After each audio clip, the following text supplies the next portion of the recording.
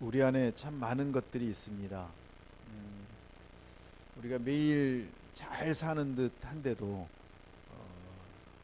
힘들고 어려운 때가 참 많은데, 특히나 이제 일을 하고 저녁 시간이 되면 몸도 마음도 탈진이 되죠. 탈진이 될 때 우리는 어떤 생각을 하십니까? 아, 이제 내가 능력이 없어서 탈진이 되나 보다, 이런 생각하시는 분은 별로 없는 것 같고요. 예, 내 육체가 약해서 내가 좀 힘을 갖지 못해서 오늘 힘들구나, 이렇게 생각을 더 많이 하죠. 그래서 우리가 어려움이 있을 때도 똑같은 마음인 것 같아요. 왜 이렇게 어려움이 빨리 끝나지 않지? 이 괴로움이 빨리 끝났으면 좋겠는데 왜 끝나지 않지? 그리고 이제 그게 지속이 되고 또 아픈 게 오래 가면 더 또 이렇게 힘들어지고 탈진이 되는데, 그럴 때 우리가 이제 그 목이 마르는 거와 비교를 해보면 좋을 것 같아요. 우리에게는 그 목이 마를 때가 있거든요. 왜 목이 마를까를 보면 뭐 건조해서 그럴 수도 있고, 또 우리가 물을 먹지 않아서 그럴 수도 있고, 음식물을 섭취하지 않아서도 그렇잖아요. 그러면은 목이 마를 때는 그 목이 마르는 거 해결할 수 있는 방법은 뭐예요? 물을 마시는 거죠. 맛있는 음식을 먹는 거예요. 그런데 우리는 아프면서도 탈진이 되면서도 물을 마시려고 하지 않아요. 어. 그러니까 탈진이 되고 힘들면 샤워도 하고 또 맛있는 것도 먹고, 그리고 조금 누워 있다가 잠도 자고, 그렇게 하면 다시 회복이 되잖아요. 그리고 영적으로 우리는 고갈이 된다라고 하죠. 내부적으로 엄청 힘들고 어려운데 그런 것들을 느끼는 사람이 없는 것 같아요. 대부분이 영적인 문제는 어, 그 어떤 문제의 원인이라고 생각하지 않아요. 그래서 우리는 세상 사람들과 다른 부분인 거예요. 우리가 탈진이 되고 목이 마르고 힘들고 어려울 때 우리는 제일 먼저 생각하는 게 영적인 부분을 많이 생각을 하게 되거든요. 그게 이제 훈련을 받아서도 있겠지만 우리가 경험으로 또 그렇게 힘들고 어려울 때 누군가의 기도로 또 함께 예배함으로 찬양함으로 그런 고비들을 넘어가면서 우리가 체득한 게, 영적으로 우리가 고갈되어 있구나, 영적인 목마름이 있구나. 그럴 때 우리가 다시 예배 안으로 들어가고 찬양이 우리 안에 가득해질 때 우리는 다시 회복이 되고 살아나거든요. 결국에는 목이 마를 때는 샘을 찾아서 물을 먹듯이 우리의 영혼에 고갈이 있고 탈진이 됐을 때는 우리는 뭘 해야 될까? 바로 맛있는 음식을 먹고 물을 마시듯이 우리에게 영혼에 샘솟는 물, 그 원천이 되는 말씀을 우리는 먹어야 된다는 거예요. 그래서 우리가 오늘 말씀을 통해서 한번 발견하길 원합니다. 우리가 잠언 13장에 나와 있는 말씀을 통해서 하나님은 어떻게 우리에게 말씀을 하실까 구체적으로 보겠습니다. 13절부터 15절까지 시작. 말씀을 무시하는 사람은 망하지만 계명을 존중하는 사람은 상을 받는다. 지혜로운 사람의 가르침은 생명의 샘이니 죽음의 덫에서 벗어나게 한다. 선한 통찰력은 은총을 베풀지만 죄인들의 길은 험난하다. 오늘 말씀에 아주 핵심 골자가 나와 있습니다. 목이 말라서 우리가 힘들 때는 물을 먹으면 해결되듯이 우리의 영혼의 갈급함, 영혼의 그 목마름은 말씀이 해결책인데, 우리는 그 영혼의 해결책을 알면서도 듣고도 그것들을 이렇게 찾는 이가 많지 않다는 거죠. 그래서 우리가 생각을 바꾸고 세상을 바꾸고 또 우리의 관점을 바꾸는 기준이 바로 13절에 나와 있습니다. 말씀을 존중하는 것입니다. 말씀을 무시하는 게 아니라 말씀을 존중하는 겁니다. 그러니까 말씀을 존중한다는 의미는 뭘까요? 우리가 지금 잠언의 핵심은 뭐냐면 말씀이 뭐예요? 여호와를 경외하는 것이 우리 지식의 지혜의 근본이잖아요. 결국에는 하나님의 말씀을 우리가 보고 듣고 그리고 우리가 먹고 그것들을 소화시켜서 우리의 삶 속에 나타내는 게 우리의 삶인 거죠. 그러니까 우리는 그 배가 고프면은 맛있는 걸 먹고 칼로리가 다시 만들어져서 그걸로 힘이 나는데, 그것들만 세상 사람들은 생각하지만 우리는 그 사람들과 벌써 차원이 다른 세계에 살고 있다는 거죠. 그들은 눈에 보이는 세상에 살고 있지만 여기 앉아 계시고 또 유튜브로 예배하는 우리 성도들은 이미 그 차원도 아직은 머물러 있지만 새로운 차원에 가 있는 사람이라는 거예요. 그러니까 우리 자녀들이 그런 새로운 차원의 영적인 보이지 않는 차원 안에 들어가 있는데, 계속적으로 우리는 육적인 것들만 채우려고 하다 보니까 이 영적인 갈급함이 더욱더 커지게 되는 거죠. 세상 사람들은 육적인 것들을 채우고 나면 영적인 것을 채울 필요를 못 느끼는 거예요. 그리고 영적인 그 갈급함이 있다는 것 자체도 인정을 안 하니까 문제의 해결책이 전혀 없는 것입니다. 그래서 13절에서 얘기합니다. 말씀을 무시하는 사람은 어떻게 해요? 개망한다 그러죠. 그냥 망하는 것도 아니고 우리 애들이 말하는 거는 개망하는 겁니다. 개망한다는 것을 우리는 너무나 잘 알고 있는데 이게 지혜거든요. 이 성경에서 찾을 수 있는 너무나 엄청난 지혜인 거예요. 그래서 말씀을 존중한다는 거는, 존중한다는 건 뭐예요?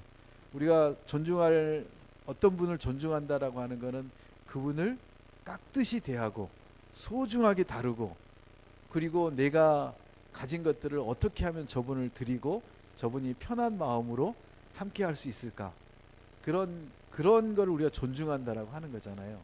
그럼 계명을, 말씀을, 하나님이 우리에게 허락하신 이런 모든 삶의 기준을, 지혜를 우리가 존중한다는 건 뭐냐면, 우리가 들은 하나님의 말씀대로 어떻게 생각하고 그리고 마음을 먹고 살아내느냐, 바로 이런 거라는 거예요. 그래서 지금 우리 잠언에서 주일날 말씀에도 12장에서도 나왔지만 우리의 입이 아주 문제인 거예요. 네.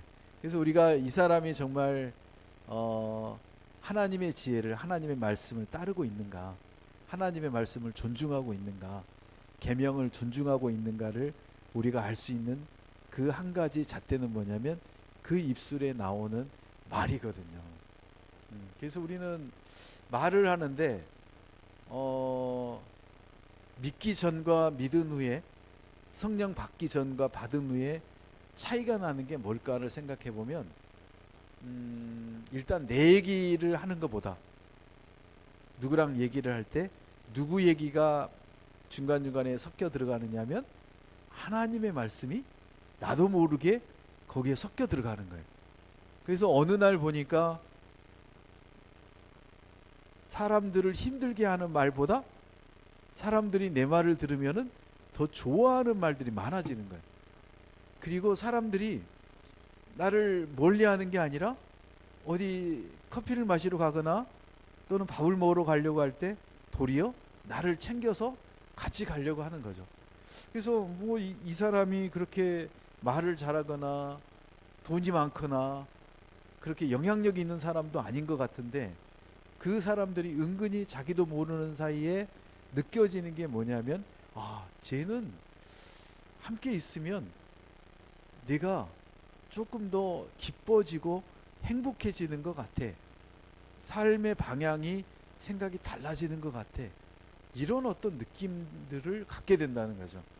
그게 뭐냐면 우리가 말을 할 때 부정적인 말, 비판하는 말, 상대방의 아픔을 찌르는 말이 아니라 그 단계별로 나의 신앙과 믿음이 변화될수록 성화되면서 그런 말들이 줄어들고 부정의 말들이 줄어들고 긍정의 말들이 많아지고, 그런데 긍정의 말이 많아진다고 해서 그게 성화가 완전히 됐다라고는 할 수가 없거든요.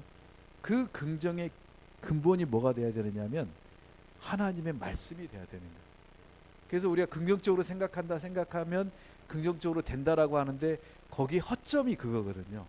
세상적인 긍정으로는 한계가 있는 거예요.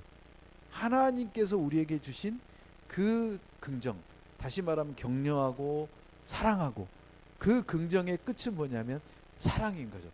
사랑하기 때문에 내가 감당하고, 사랑하기 때문에 배려하고, 사랑하기 때문에 내가 섬기고, 이런 게 나타나는 것들이 점점점 많아지는 게 크리스찬의 삶인 거죠. 근데 우리는 이런 말씀을 들을 때마다 힘듭니다. 왠지 아십니까? 그 너무 기준을 높게 잡는 거예요. 뭐 김수환, 추기경, 그다음 마대 테레사, 이런 우리가 유명하신 분들의 그 삶을 닮으려고 하니까, 뭐 주기철 목사님, 뭐 이런 분들을 한 걸음에 가서 따라잡고 우리가 그렇게 살면 좋겠지만, 예수님처럼 살면 좋겠지만 안 되잖아요. 그래서 이제 우리가 교회를 다니면서 계속적으로 찔림이 있는 거죠. 찔림이 있을 때 우리가 느껴야 되는 거는 내 얘기를 하는구나가 아니라 하나님이 오늘 이 시간에 나에게 이런 성화되어지는 또 다른 단계를 가게 하시는구나, 이렇게 우리는 느낀다면 거기에서 우리는 어떤 걸 얻느냐면 바로 14절에 지혜로운 사람의 가르침이 뭐예요? 생명의 샘이라는 거예요. 우리는 우리 안에 사람을 살리는, 생명을 살리는 힘이 없어요. 내가 성화될 수 있는 능력이 없는 거예요. 내가 좋은 말만, 격려하는 말만, 사람을 살리는 말만 할 수가 없는 입이고 생각인 거예요. 그런데 우리의 그 생명의 원천을, 샘을 어디에서 예수님하고 하나님께 접붙여 놓는다면, 우리가 플러그를 하나님께 꼽아놨다면 그게 점점점 우리의 변화가 일어나고, 그리고 하나하나씩 바뀌어가는 것들을 지금은 못 느끼지만 우리의 작년, 5년 전에, 10년 전을 생각해 보면 엄청난 차이가 일어난 거죠. 그래서 우리가 어디로 가야 되느냐?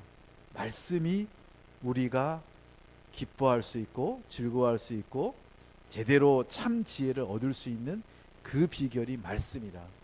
그러면 그 말씀에 우리의 모든 빨대를 다 꼽자. 그게 바로 예배고, 그게 바로 큐티 아닙니까? 그래서 우리가 큐티와 예배를 통해서 결국에는 말씀을 가까이 하는 거고, 말씀을 통해서 우리가 죽음의 덫에서 벗어나게 하고, 그리고 정말 험하고 악하고 우리를 넘어뜨리게 하려고 하는 그 악한 죄인들과 그런 나쁜 사람들로부터 우리가 벗어나서 하나님의 은혜 안에 들어갈 수 있는 그런 선한 통찰력을 갖게 되는 그런 하나님의 사람들로 우리를 하나님이 어떻게 하신다? 빚어 가신다, 만들어 가신다 라고 하는 거죠. 그래서 우리는 끊임없이 생각을 해야 됩니다. 말씀을 소중히 여기는 게 뭘까? 그래서 다윗 왕은 말씀을 얼마나 가까이 했는지 시편 119편 99절에 이렇게 얘기합니다. 같이 읽겠습니다. 내 모든 스승들보다 내게 더 많은 통찰력이 있습니다. 주의 교훈을 묵상하기 때문입니다. 이렇게 얘기합니다. 우리에게는 너무나 놀라운 다윗 왕과 솔로몬을 주셨기 때문에 정말 우리가 그 시대에 다윗 왕을 직접 만나거나 솔로몬 왕을 만나는 그때에 살고 있었더라도 만날 수가 없었을 거예요. 그런데 하나님은 놀랍게도 그 솔로몬 왕과 다윗 왕을 통해서 하나님의 말씀을 이렇게 성경으로, 시편과 잠언으로 우리에게 남겨주셔서 우리가 누구를 만날 수 있는 거예요? 솔로몬과 다윗 왕을 만날 뿐만 아니라 그 말씀을 통해서 하나님을 만나는 거죠. 하나님이 주시는 참 지혜를 우리가 얻는 거예요. 그런데 우리는 아침에, 특히나 남자들은 일어나자마자 큐티를 보나요? 큐티보다도 뉴스를 봅니다. 그리고 나이가 먹으면 TV를 켜서 뉴스 채널을 틉니다. 뭐가 먼저 시작이 되는 거예요? 입력이? 하나님과의 굿모닝이 아니고 세상과의 굿모닝이에요. 그런데 여러분, 그렇게 되면 어떻게 되는 줄 아세요? 그렇게 되면 뉴스라고 하는 거는 새로운 소식이잖아요. 새로운 소식의 대부분이 뭐냐면 어제 하루 동안에 일어난 범죄와 사건과 문제와 싸움과 이런 문제들이 뉴스에 나오는 거예요. 그러니까 우리의 DNA와 성화되고 있는 우리의 모습들이, 우리의 마음들이 스크래치가 나기 시작하는 거예요. 그런데도 이 남성분들은 일어나자마자 뉴스를 접하고 그리고 세상 안으로 들어가는 준비를 하고 있는 거예요. 그래서 우리는 휴대폰이 있는 게 너무 좋은 게, 저는 일어나면 그 TV를 켤 수 있는 리모컨이 앞에 없어서 그래서 핸드폰을 딱 열거든요. 그럼 핸드폰을 열면은 제일 먼저 밴드가 이렇게 눌러져요. 또는 생명의 살림이 눌러지고. 그래서 우리가 이것도 하나의 습관적인 삶인 것 같아요. 그래서 우리가 계속적으로 우리의 모습을 그렇게 하고 우리 자녀들에게도 그것들을 보여주면 우리 자녀들도 지금 다윗처럼 뭐라고 합니까? 주의 교훈을 묵상했기 때문에 내게 더 많은 통찰력들이 스승보다 많다.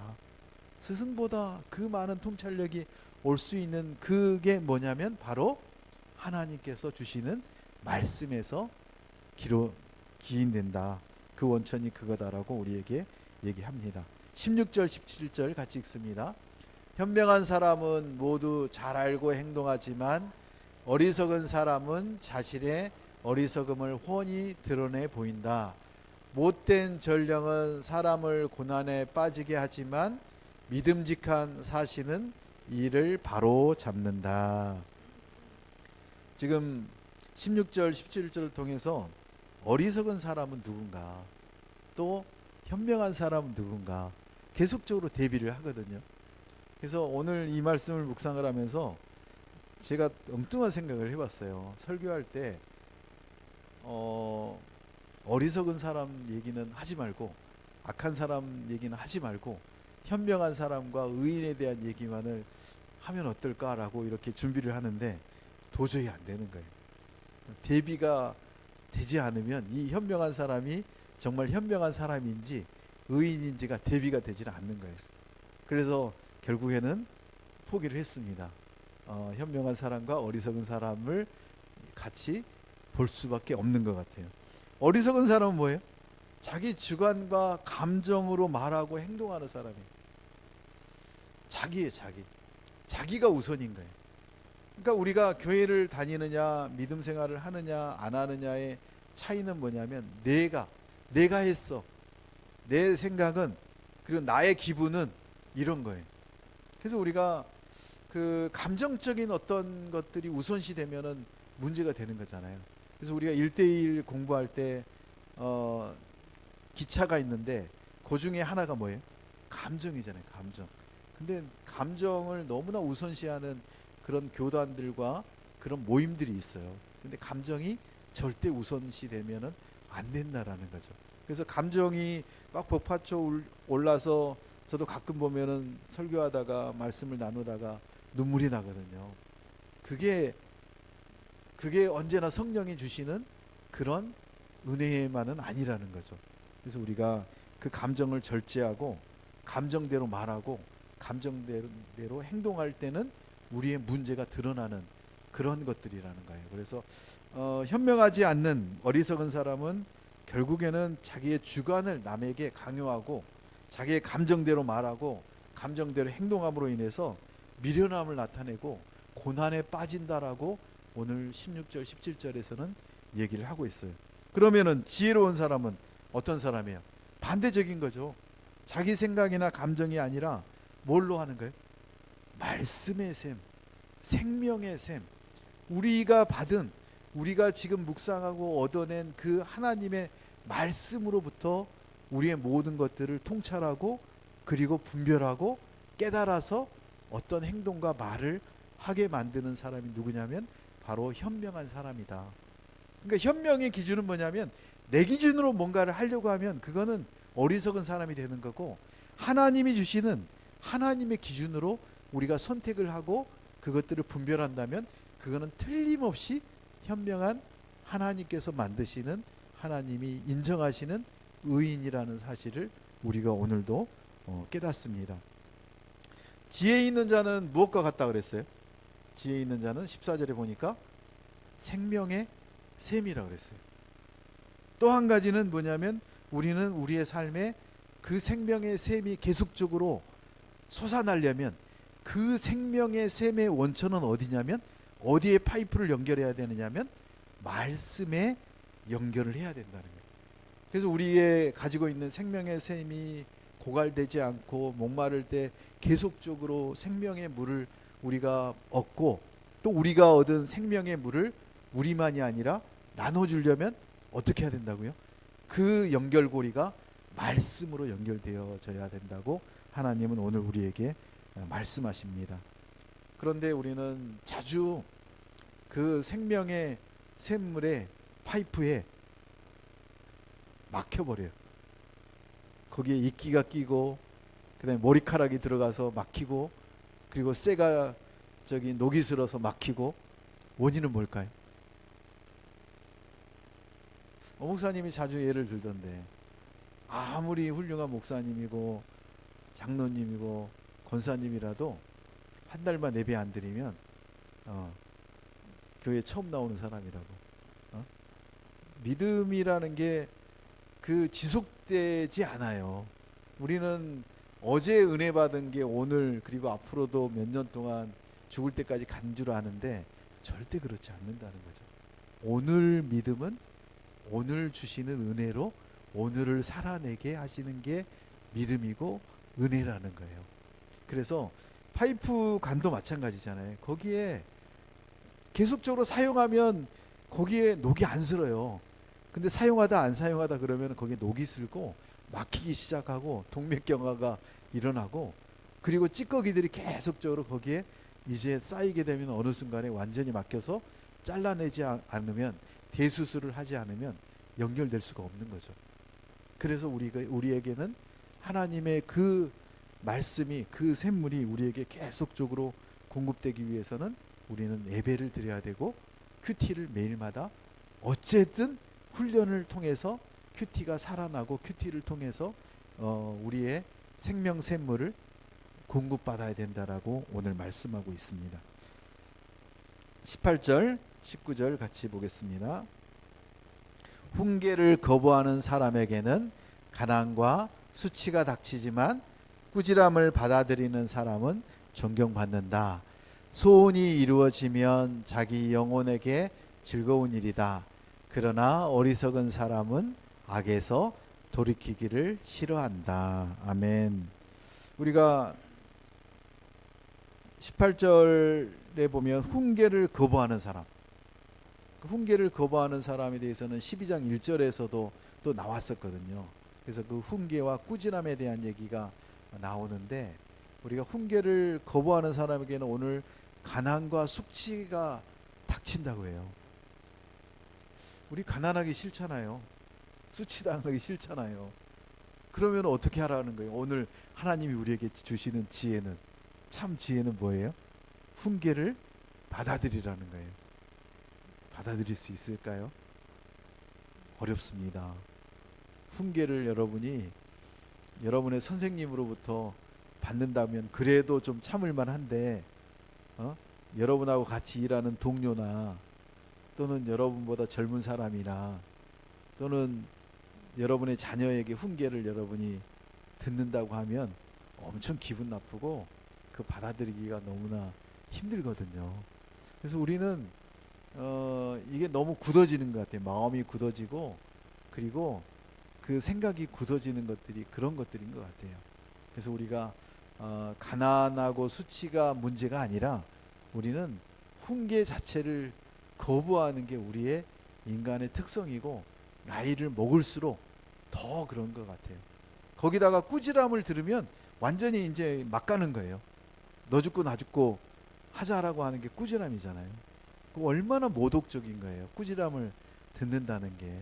그래도 훈계는 좋은 말로 사랑이 있어서 우리를 훈계하는 건데, 꾸지람은 우리의 잘못을 아주 지적해서 그 칼로 조이듯이 찌르듯이 그렇게 하는 것들이잖아요. 다시 말하면 우리가 다른 사람들에게 꾸지람을 하고 이러지는 말아야 되겠다. 이런 생각이 더 많이 들어가고요. 훈계를 하려고 해도 우리가 정말 사랑하는 마음, 그 마음을 10번이고 100번이고 더 다잡고 그 사랑의 마음 안에서 충만해질 때, 다시 말하면 요령이 있어야 된다는 거죠. 우리가 기도해야 되든지 아니면 그 사람과의 어떤 개인적인 관계가 아주 이제 즐거울 때, 그리고 그 훈계를 하기 위해 전초적인 단계가 하나님과의 좋은 관계가 아니라면 우리는 훈계를 하기 위한 입을 닫아야 되는, 그래서 우리가 이 훈계라는 게 너무너무 힘들고, 우리가 그 훈계를 통해서 상대방이 받아들이고 깨달아서 삶에 적용하기란 불가능할 정도로 어렵다. 그래서 그 훈계는 누구에게 받아야 되느냐? 말씀으로 받아야 된다. 하나님께 받아야 된다.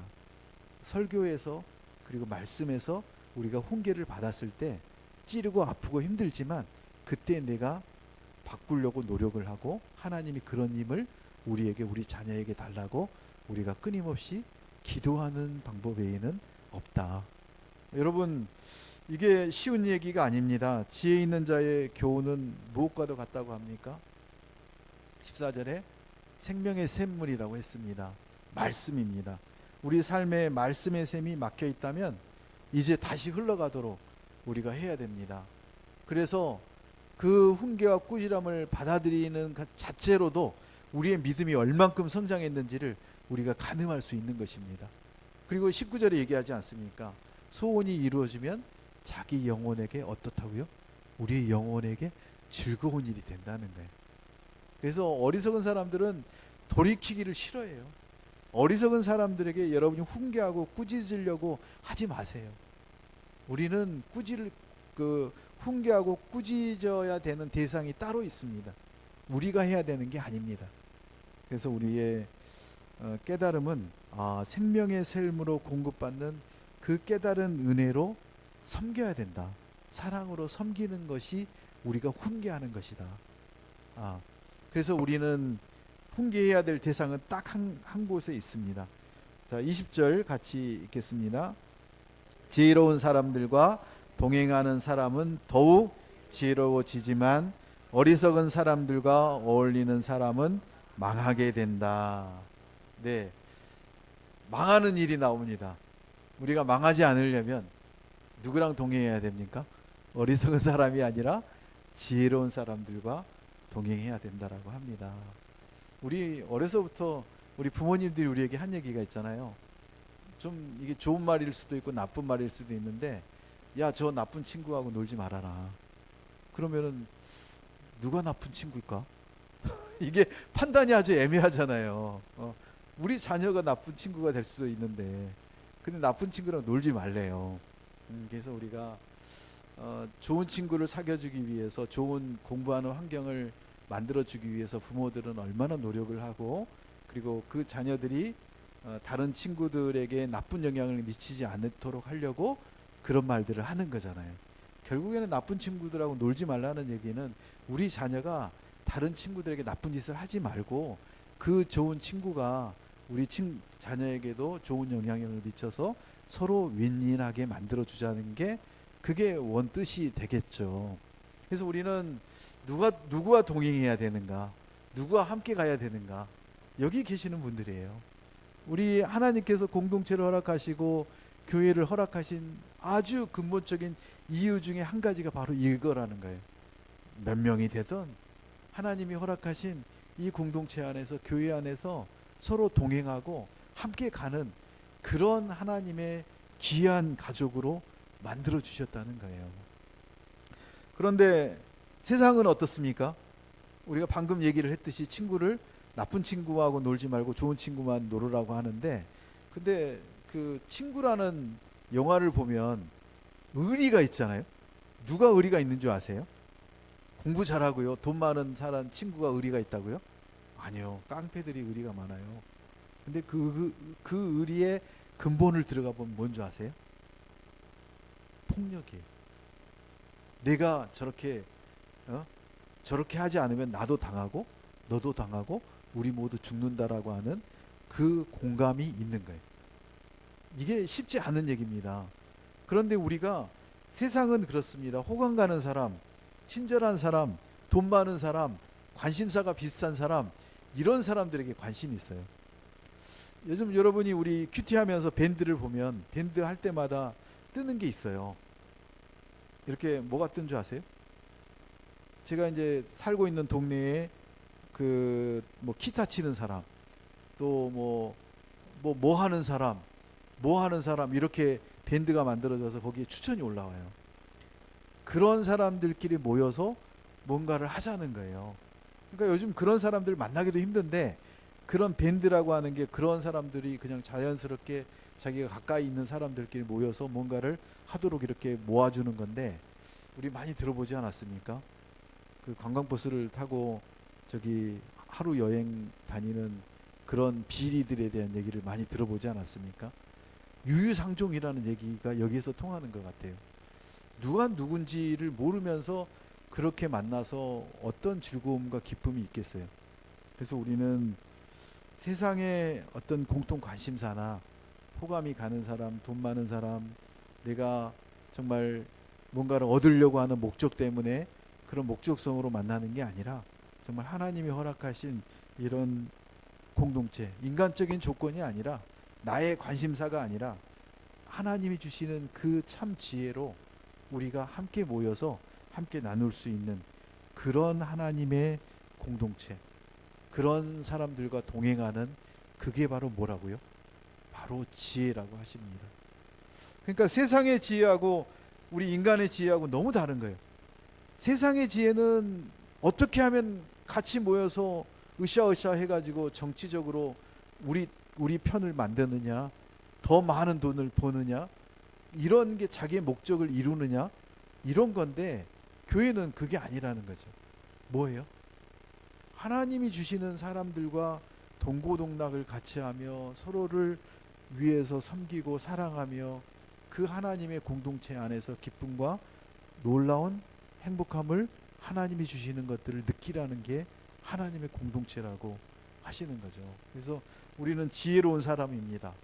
어떻게 합니까? 이렇게 모이셨잖아요. 이렇게 모여서 예배드리고 있잖아요. 그리고 우리 각자를 쳐다보는 게 아니라 누구를 쳐다보고 있어요? 하나님을 쳐다보고 있는 것입니다. 21절, 22절, 23절 같이 읽습니다. 죄인에게는 재앙이 따르지만 의인에게는 좋은 보상이 따른다. 선한 사람은 그 후손들을 위해 유산을 남기지만 죄인의 재물은 의인을 위해 쌓는 것이다. 가난한 사람의 밭에 먹을 것이 많아도 공의가 사라지면 그것은 사라지고 만다. 지금 20절부터는 누구와 함께 하는가, 올바른 행동과 자녀 교육에 대한 얘기를 나누는데, 여기 21절에 갑자기 이런 얘기가 나옵니다. 죄인에게는 재앙이 따른대요. 의인에게는 좋은 보상이 따른대요. 놀라운 일 아닙니까? 여러분, 죄인이십니까? 의인이십니까? 의인이시잖아요. 내가 뭐 많은 것을, 선한 행동을 해서 의인이 아니라 우리는 예수 그리스도를 주인으로 맞아들임으로 인해서 우리를 의인 삼아 주셨잖아요. 그래서 우리는 죄인이 아니라 의인이거든요. 그럼 여러분에게 재앙이 따르는가요? 재앙이 따르는 게 아니라 고통이 따르는 거예요. 환난이 따르는 거예요. 고통과 환난은 뭐예요? 변장된 하나님의 축복이잖아요. 근데 우리는 그거를 세상적으로 번역하고 해석하니까, 고통과 병이 걸리고 문제가 생기면 우리는 어떻게 생각해요? 아, 내 죄로 인해서 이런 문제가 생겼구나. 이렇게 죄인의 습성이 들어가 버린다는 거예요. 아니라는 거예요. 우리는 죄인이 아니라 뭐예요? 의인인 거예요.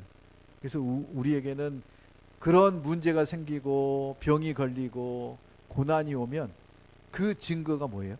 아, 하나님이 나를 정금과 같이 빚으시려고, 멋진 도자기로 빚으시려고 지금 엄청난 고통을 느끼게 하시는구나. 그러면은 그럴 때 우리가 나아갈 수 있는 게 뭐예요? 하나님과 더 가까워질 수 있는 근거가 되는 거죠. 우리는 절대 잘 먹고 잘 살고 편안할 때 하나님을 찾지 않아요. 하나님과 멀어져요. 돈이 많으면 많을수록 우리는 하나님과 멀어져요. 그런데 우리는 그 돈을 좋아해요. 그래서 우리가 기도할 때 이렇게 해야 돼요. 하나님, 제가 감당할 만한, 우리 자녀가 감당할 만한 돈을 주십시오. 부족하게 안 주세요. 우리가 부족하지 않아요. 그런데 우리는 끊임없이 부족함을 느낀다는 건 뭐예요? 우리의 빨대가 지금 몇 개가 어디로 가 있는 거예요? 하나님께 가 있는 게 아니라 세상에 가 있는 거예요. 그 빨대를 빨리 뽑아서 생명의 샘으로 꼽으면 그때 우리가 가진 게 얼마나 많은지, 얼마나 감사한지를 느낄 수가 있다라는 거예요. 그래서 22절에 그 우리가 얼마나 좋은 보상을 받았는지 구체적으로 얘기합니다. 선한 사람은 그 후손을 위해 유산을 남긴대. 우리가 쓰고 다 없어져서 우리 애들이 가난해지는 게 아니라 뭐예요? 우리가 충분히 쓰고도 남아서 우리 자녀들에게 그 재산과 믿음의 유산과 그 엄청난 유산들을 남기고 간다는 거예요. 그래서 우리는 눈에 보이는 것들만 생각하는데 아니라는 거죠. 세상에 얼마나 많아요. 세상에 세고 센 게 다이아몬드고 금이고 그 비싼 그 광물질들이잖아요. 그런데 그것들이 옆에 없다 뿐이지 어디에 있는 거예요? 다 하나님이 가지고 계시잖아요. 그래서 우리가 정말 우리는 의인으로서 어떤 삶을 살아야 되는가, 하나님이 주시는 그것들을 그냥 누리면 되는 거예요. 심지어는 이렇게 얘기하거든요. 죄인의 재물은 누구를 위해서 쌓아요? 죄인들이 저렇게 사람들을 착취하고 힘들게 하고 막 엄청난 재물들을 쌓잖아요. 그 많은 돈들을 어디로 가져가죠? 여러분 위해서 쌓고 계신 거예요. 그거 가지고 저기 지옥에 가나요? 아니요, 하나도 못 갖고 그냥 빈손으로 갑니다. 누구에게 그 돈이 넘어가나요? 우리에게 오는 거예요. 그래서 성경에 이 나와 있는 말씀 한 구절 한 구절, 이 지혜가 우리가 느끼고 안다면 우리의 삶이 바뀔 수밖에 없어요. 우리의 삶이 바뀌지 않는 이유는 뭐예요? 저 말씀들이, 저 지혜가 아직 내게 안 되는 거예요. 그래서 23절에 이렇게 얘기합니다. 가난한 사람의 밭에 먹을 것이 많아도 공의가 사라지면 그것은 사라지고 만다. 근데 참 어려운 얘기예요. 가난한 사람의 밭에 먹을 것이 많아도, 가난한 사람의 밭에 먹을 것이 많다는 것은 성실히 열심히 일해서 그 풍족한 수확이 기대가 되는데 그런 상황에서 많은 식량들이 생산이 되고 있다라는 거예요. 그런데 공의가 사라지면 그것은 사라지고 만다라는 것은 악한 사람들이 다 떠나고 선한 사람을 불법행위로 기존의 재산이 다 날아간 경우, 이런 경우를 얘기한대요. 그러니까 저 23절은 아주 애매하고 어려운 얘기예요. 가난한 사람의 밭에 먹을 것이 많아도, 가난한 사람의 밭에 먹을 것이 많다라는 얘기는 열심히 성실히 일했는데도 풍성한 그 수확을 기대를 못하는 상황인데, 그러면 가난하잖아요. 그런 상황에서 하나님이 그냥 바꾸시면은 거기에 엄청난 수확이 일어나는 거예요. 그러니까 우리의 기대와 하나님이 주시는 그 놀라운 풍성한 그 수확은 전혀 다르다는 거죠. 이런 거죠. 지금 샤인머스켓을 몇 년 전만 해도 엄청나게 비싸가지고 모든 포도밭을 다 뒤엎었잖아요. 그리고 샤인머스켓으로 심어놨는데 거기에 풍성하게 비싼 샤인머스켓이 만들어졌는데 그게 수확이 되고 팔로가 딱 나오니까 어때요? 모두 다가 다 샤인머스켓이. 그러니까 이 뭐예요? 별로 이익이 없는 거예요. 다 그냥 갖다 버려야 되고. 그래서 우리가 하나님의 그 섭리는 우리의 생각과 너무나 다르다. 그래서 우리는 하나님이 말씀하시는 대로 살아갈 때 우리의 생각이나 우리의 방법이 아니라 하나님의 생각과 하나님의 방법대로 우리는 살아가는 그런 존재일 때 그 가난과 풍요함이 전혀 우리의 생각과 다르게 하나님은 채우시고 이끌어 가신다. 그래서 우리는 악한 사람들을 바라보지 말고 하나님이 의인 삼아 주신 여러분이 바로 선한 사람이고 통찰력이 있는 그런 하나님의 자녀라는 사실을 한순간도 잊지 말아야 된다. 마지막으로 24절 25절 읽습니다. 회초리를 아끼지 않는 것은 아들을 사랑하지 않는 것이다. 아들을 사랑하는 사람은 제때에 징계한다. 의인은 먹고 난 후 배부르지만 악인의 뱃속은 항상 줄인다. 회초리를 아끼지 않는 것은 아들을 사랑하지 않는 거래요. 하나님이 우리를 사랑하지 않으면 우리에게 고통과 아픔이 없어요. 우리에게 훈계가 없어요. 왜? 네 맘대로 하라는 거죠. 네 좋을 대로 하라는 거예요. 그 길이 무슨 길이에요? 망하는 길이잖아요. 그런데 하나님은 우리를 너무나 사랑하시기 때문에 우리에게 제때 뭐 하세요? 징계를 하시잖아요. 그래서 우리가 우리 자녀들에게도 우리는 훈계를 하고, 그리고 우리 자녀들에게도 제때 징계를 해야 되는 거예요. 누구에게만? 우리 자녀들에게만. 남의 자녀가 아니라 우리 자녀들에게. 그 전제 조건이 뭐죠? 아들을 사랑하는 마음이 넘쳐나야 되는 거예요. 그 사랑의 마음이 있을 때에만 우리는 훈계할 수 있고, 그리고 징계할 수 있는 거죠. 하나님이 우리를 징계하시는데 그 징계가 우리를 죽이려고, 망하게 하려고 징계하시는 게 아니라 뭐예요? 우리를 다시 새롭게 하고 하나님의 자녀로 완전히 변화시키려고 하나님은 하신다고 오늘 우리에게 말씀하세요. 그게 바로 뭐예요? 하나님의 참 지혜입니다. 그래서 우리가 잠언을 통해서 계속적으로 말씀을 나누지만 너무나 비슷한 말씀 같지만 전혀 다르고요. 결국에는 우리의 빨대를 어디에? 생명의 샘, 하나님 말씀에 꼽자. 그게 오늘의 키워드입니다.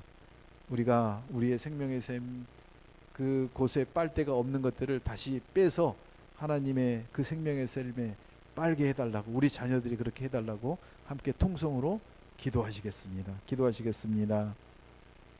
하나님 아버지, 우리의 생각과 우리의 방법이 눈에 보이는 것들과 세상의 성공을 향해서 나아갔던 시간들, 이제 하나님께서 오늘 주시는 참 지혜의 말씀대로 지혜 있는 방향으로, 지혜 있는 방법으로 하나님께서 주시는 생명의 샘에 두기를 원합니다. 하나님 오셔서 우리의 삶을 주장하여 주시고, 성도들이 하나님께 생명의 그 샘이 있음을 인정하고 하나님께 그 모든 기준을 두고 말씀으로 아침에 일어나자마자 큐티로 묵상하며 하나님과 깊은 교제의 시간이 되게 하여 주시길 원합니다. 예배를 통하여 하나님과 깊은 회복을 주시길 원합니다. 하나님, 우리에게 성령의 은혜를 허락하여 주시옵소서. 성령의 능력을 허락하여 주시옵소서.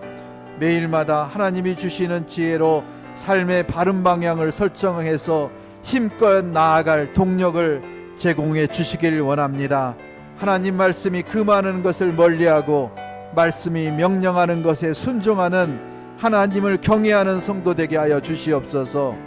충성된 메신저로 우리를 보내신 주님의 뜻대로 복음을 전하는 사명을 감당하는 성도들과 자녀들 될 수 있도록 주여 도와주시옵소서. 인생에서 넉넉한 소유가 아니라 하나님 앞에서 정신 차리고 살아가는 바른 마음을 갖는 성도 되게 도와주시옵소서. 하나님과 동행하는 삶과 하나님 말씀에 순종하며 따라가는 가장 멋진 복된 삶을 살아내는 성도들과 자녀들 되게 하여 주시옵소서. 이제는 예수 그리스도의 은혜와 하나님의 극진하신 사랑과 성령의 인도하심이, 성령을 조명하심으로 우리 내면의 지혜가 하나님의 말씀으로 가득한 성령의 사람으로 살기로 결단하는 거룩한 성도들과 가정과 자녀들 위해, 이 민족과 저 북한 땅 위에, 이스라엘과 팔레스타인의 평화 위에 이제부터 영원토록 함께 하시기를 간절히 축원하옵나이다. 아멘.